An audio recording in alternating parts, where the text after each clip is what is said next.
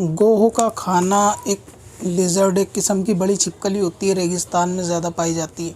उसका खाना जायज़ है या नाजायज़ है? अबू दाऊद शरीफ की हदीस पाक के अंदर सरकार ने गोह को खाने से मना फरमाया है, जिसकी बिना पर इसका खाना जायज़ नहीं है, ख़ास तौर से हनफियों के नज़दीक। बाकी आइम्मा के नज़दीक इसके खाने की इजाज़त है कि उनके पास जो हदीस है कि सरकार के सामने सहाबा ने गोह खाई और आपने मना नहीं फरमाया।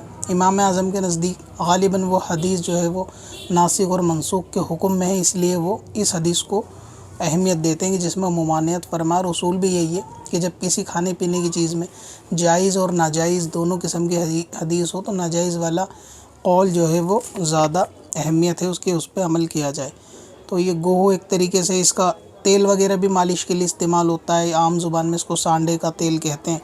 तो ऑयल से मालिश तो कर सकते हैं लेकिन इसको खा नहीं सकते।